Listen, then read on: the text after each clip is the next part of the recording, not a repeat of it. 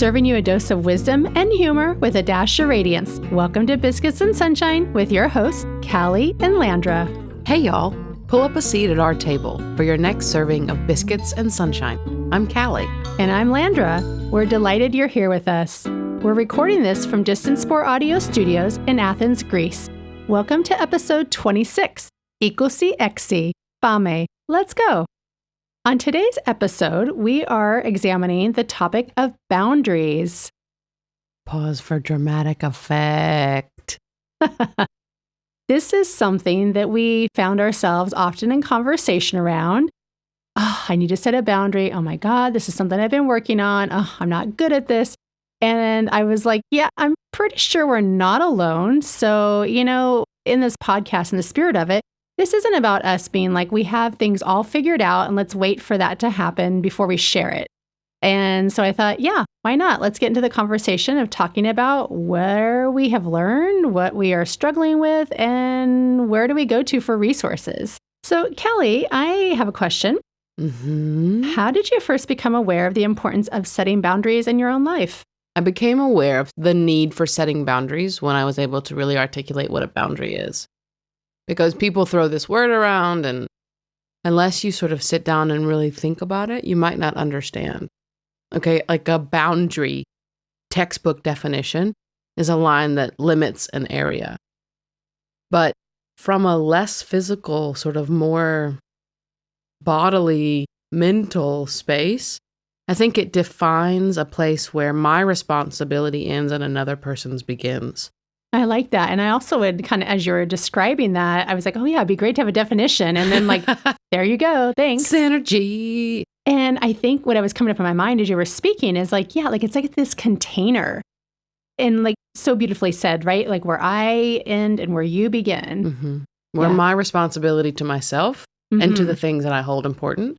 And then what I need to set governors on related to what I will put up with, what I will allow myself to give, where I am most comfortable, all of these things.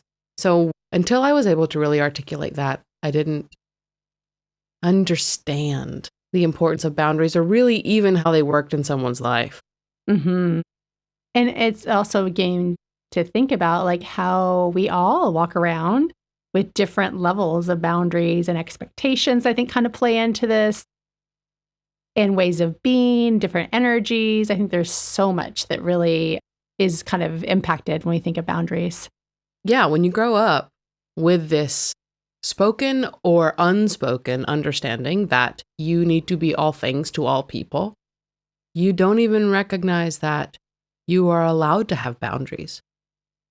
Oof. When you just said that, I was like, yeah, that's been my experience. And I often wonder, actually, let me share this. Maybe it's not just wonder, it's a hypothesis. Do you think it's a female thing? Absolutely. Be good, be helpful. Just mold yourself into what the world demands, whether that's culture, whether that's family, whether that's relationship, whether it's friendship. If you don't have a good sense of culturally what serves me, in friendship, where am I most fulfilled? In relationship, what is a good partnership? In family, what's healthy and what's not? If you don't have those things defined, I think we as women do get caught up in give. You said it in a podcast. I cannot give, I cannot pour from an empty cup.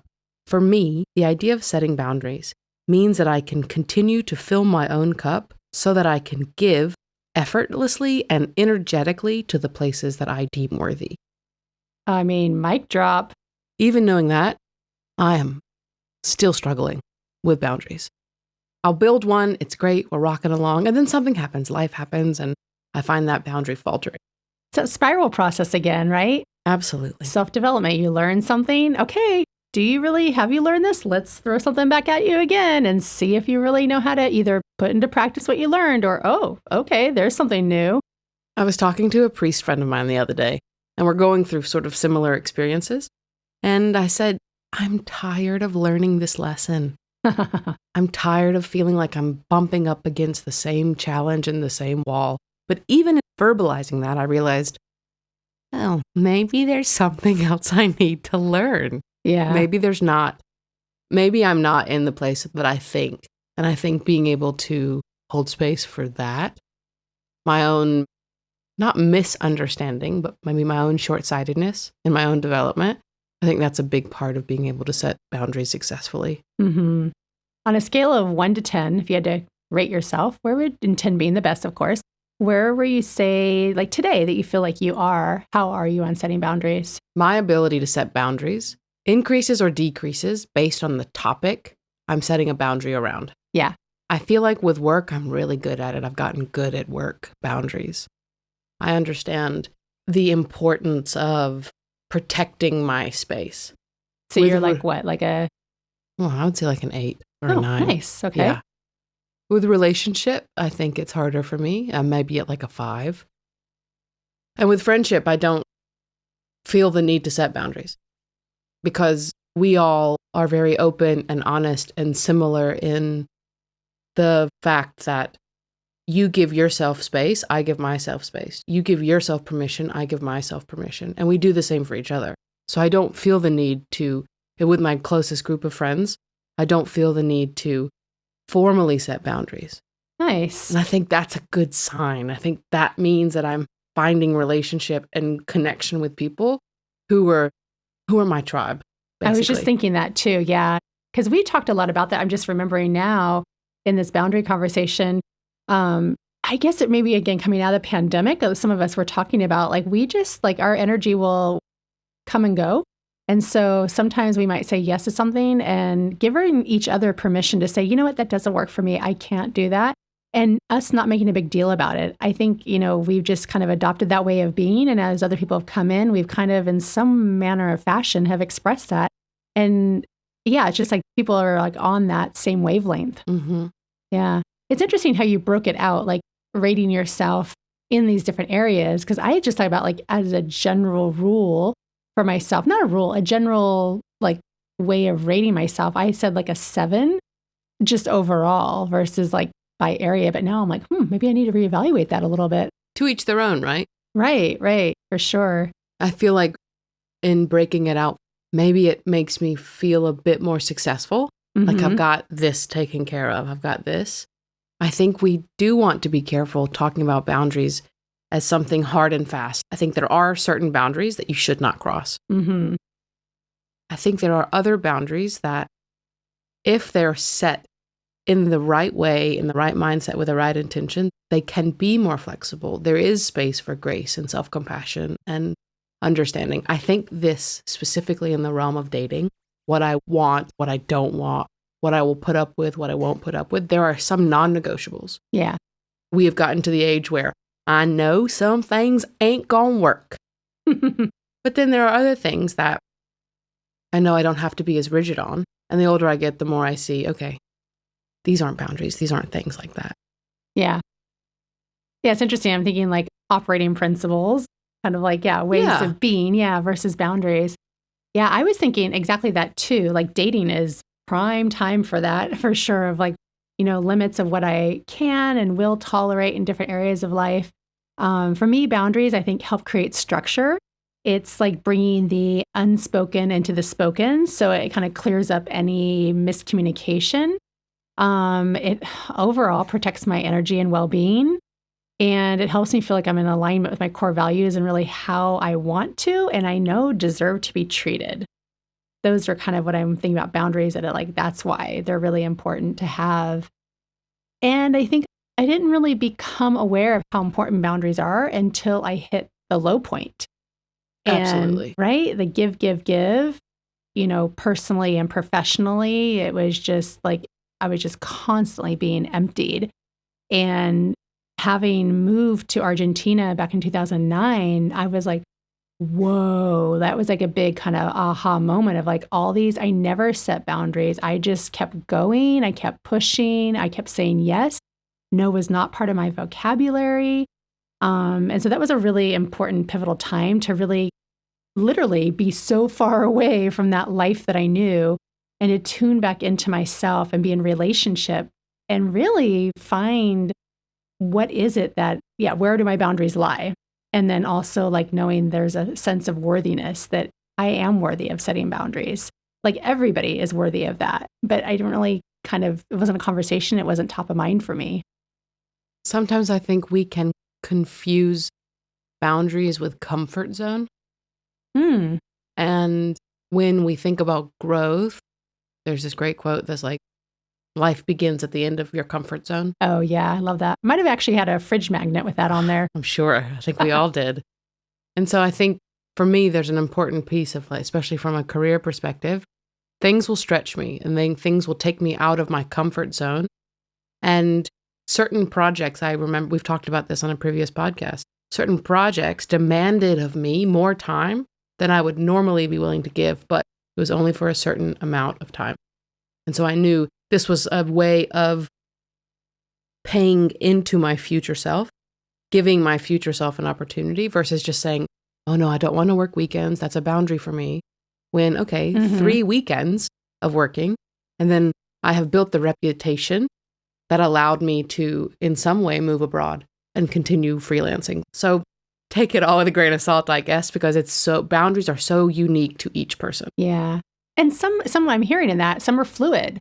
Yeah, you might it's not open hard the gate. and fast. Yeah, you might open a gate a little bit because there's like a bigger purpose that's serving you, and then you know where to pull back. And it sounds like in the communication part too. Yeah. Yeah, I think it's interesting. And I also think too, the older we get, the more experience we get. Sometimes we had a certain boundary in a certain area, and maybe it's changed.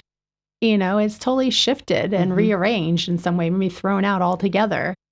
You mentioned something before we started. You talked about like the 4 C's of boundaries, and I'd never heard about that. Yeah. When I was looking up information, the 4 C's of boundaries, I thought, oh yeah, this would be helpful to have a framework. Be clear, be confident, comfortable, and connecting. So basically, when you put them to action, it is about saying what you mean in the most simplest terms possible. Say it in a way that you have a sense of conviction and comfort. So it's like not like you need to become a new version of yourself where you have to raise your voice or exert power. And so some, I'm thinking about, if this is like a newer boundary, it feels like, okay, how am I going to say this? Probably practice speaking out loud, maybe speak to a friend to kind of gain that confidence, that feedback somebody else can give you. That was really powerful when you said it that way.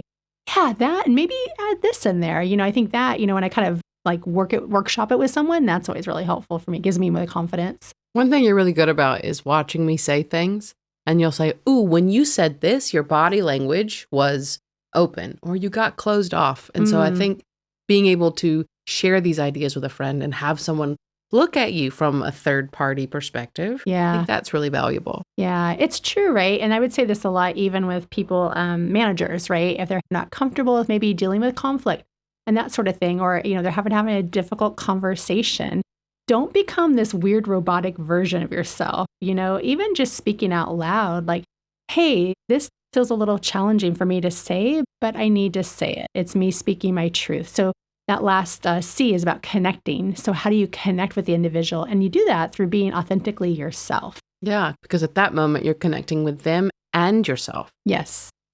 Yeah, there's a true feedback loop in that for sure. Yeah. Yeah, and I it kind of goes back to as well, again, rehearsal is always, I think, super important because inside you might be like, I don't really feel it. But, they say like, fake it till you make it. I mean, that term's a little like, but, there is some truth into it, right? You kind of have to act as if, right? Okay, I want to be a more powerful version of myself. Okay, well then step into that, act as if you are powerful, not like I want to be. No, you are. For me, this boundary around knowing my worth has sort of been ever evolving as we... I hear that, sister. I don't think it's unique to us either. No. But knowing my worth in all areas. And I think part of why I divide out my efficacy by topic in boundaries is because I'm at different levels of evolution in terms of knowing my worth.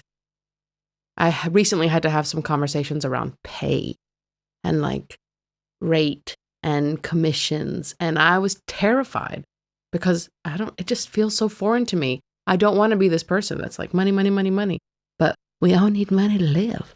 So I went in there and I was sort of able to control my emotion when the conversation didn't get heated, but got to a place where I just thought, this is so beneath my level of worth, the conversation that we're having right now. And knowing that I had a boundary around that, it allowed me to take the emotion out, because I just thought, this isn't about me.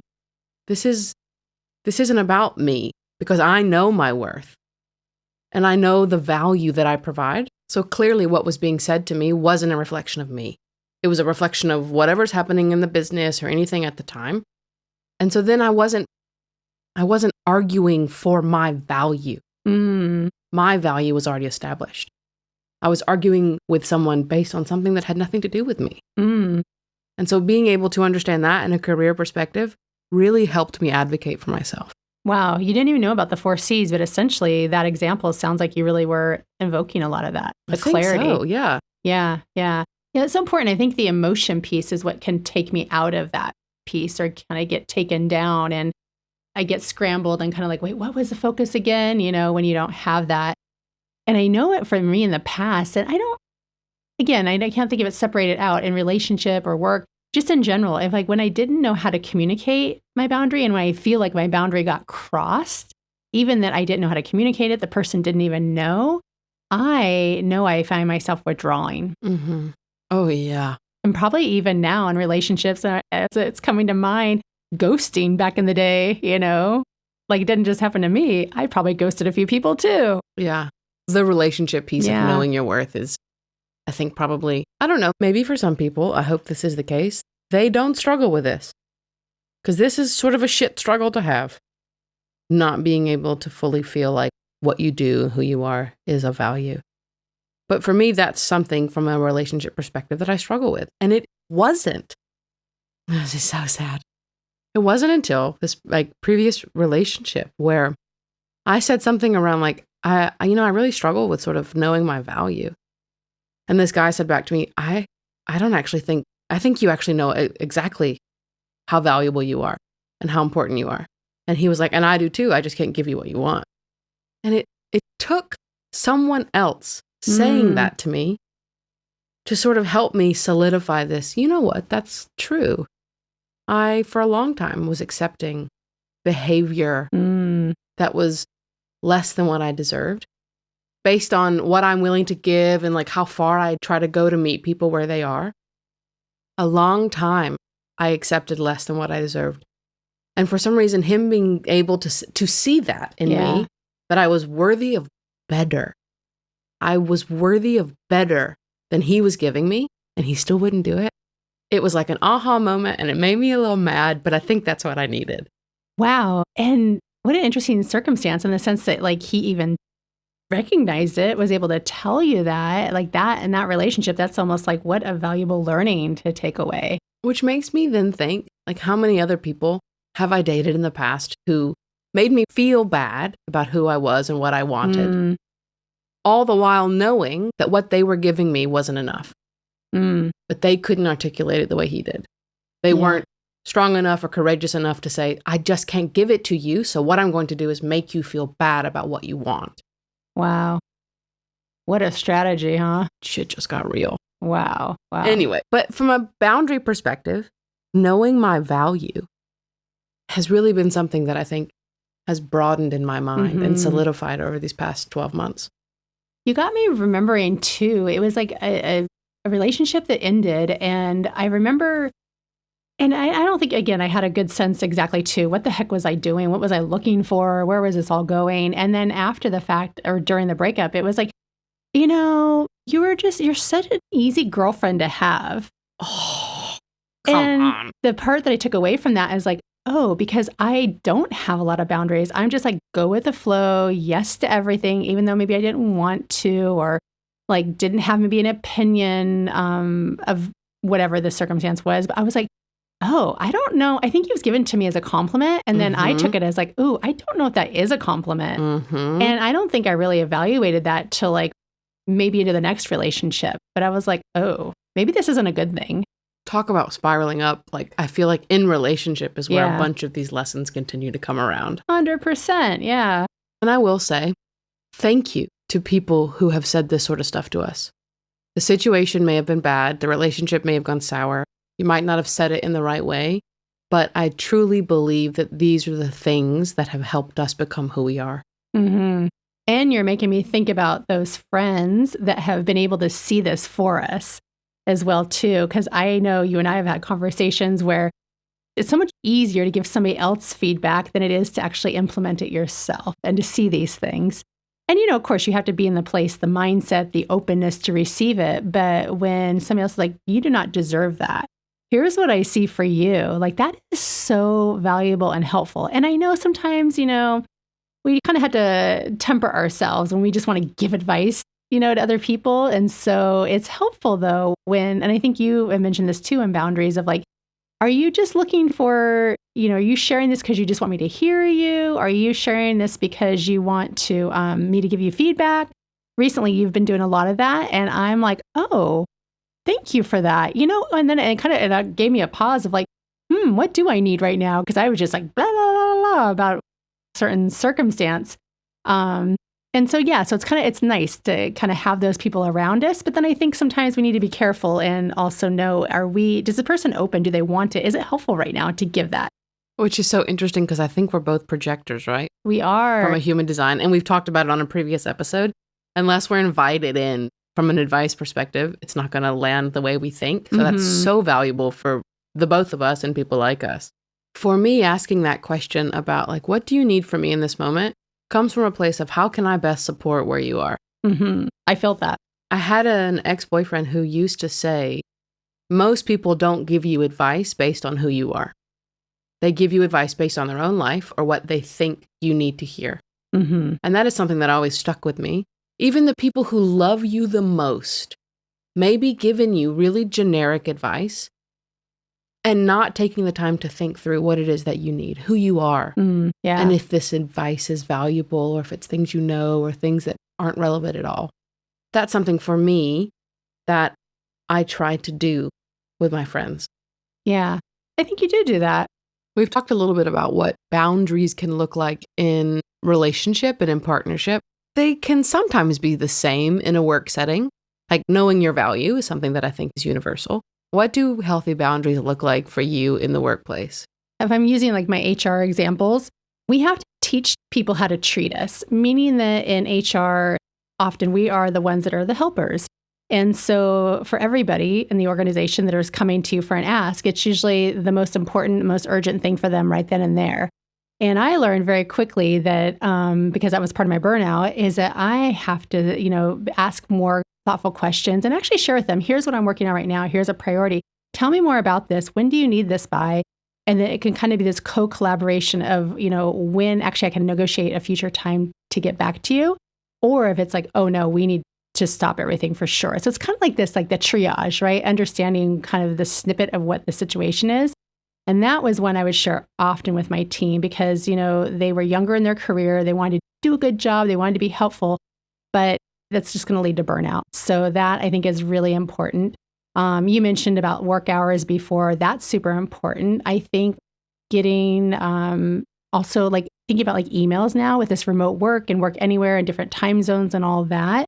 It's really important to just have a conversation around that for boundaries. Like, for example, I was somebody, and I know there's a lot of folks, especially I had a woman, she's not on my team now, but used to be, that became a mother.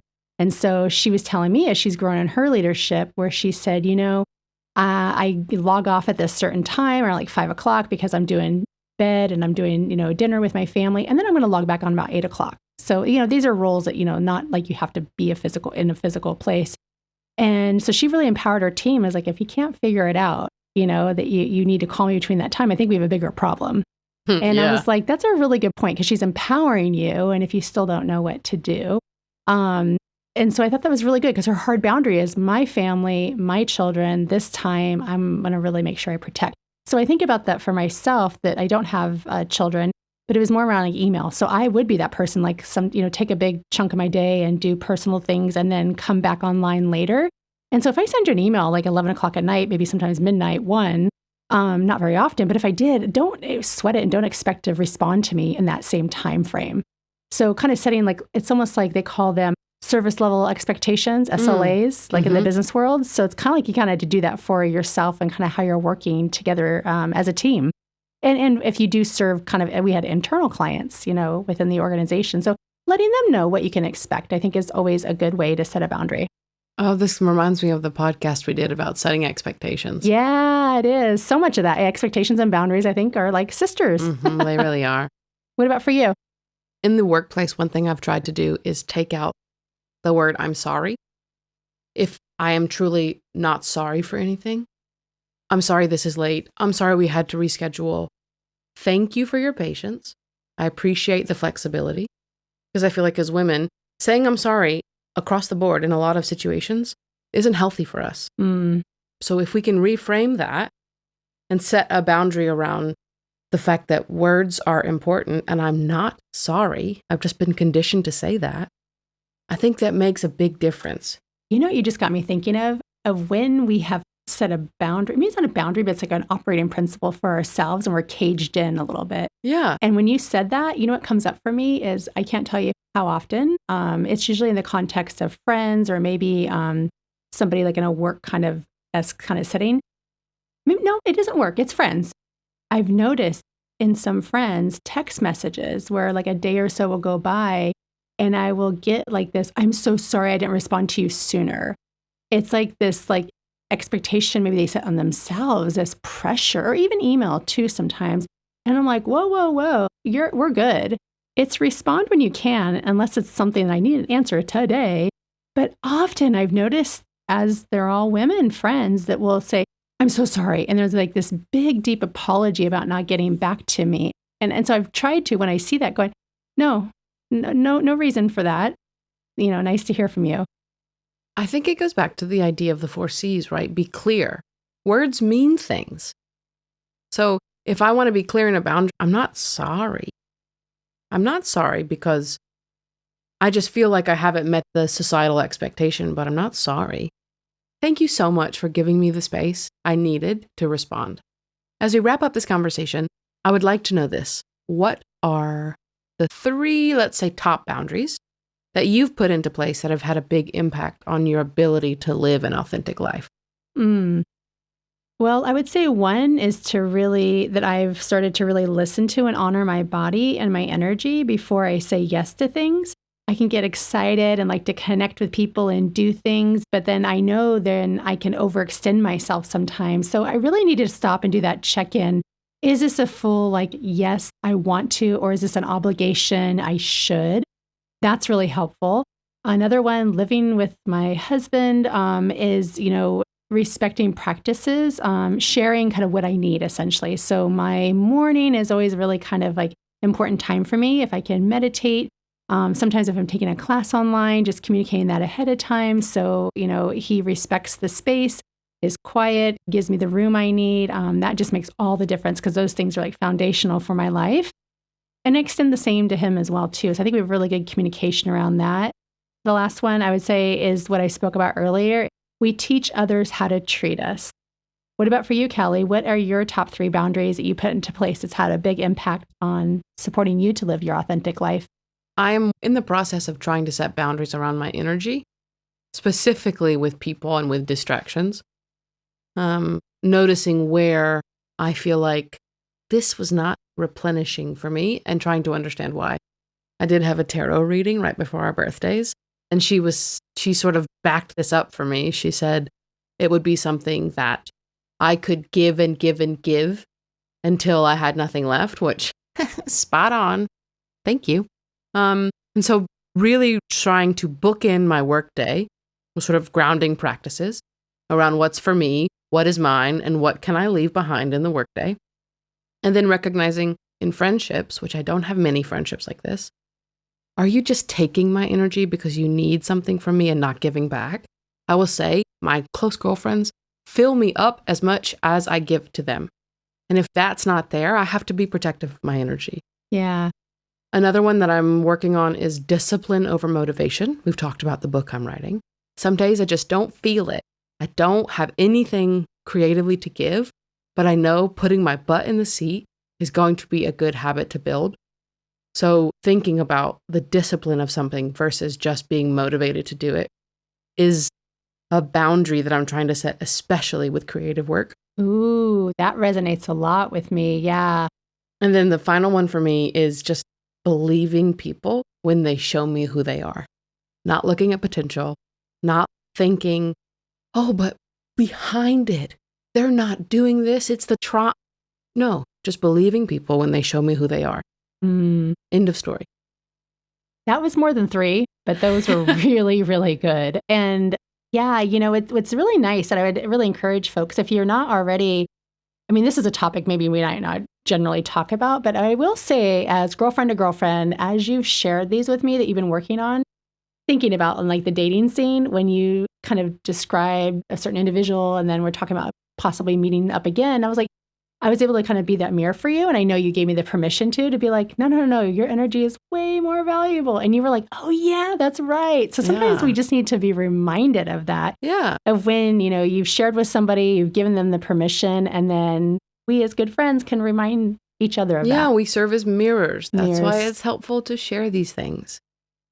100%. Thanks, Filimu. As we wrap up another episode of Biscuits and Sunshine, we want to thank everyone who tunes in each week. We are having the best time. It's a true blessing to have this platform and share time with each of you. Our hope for you this week is that you examine if and where you need to set a boundary in your life.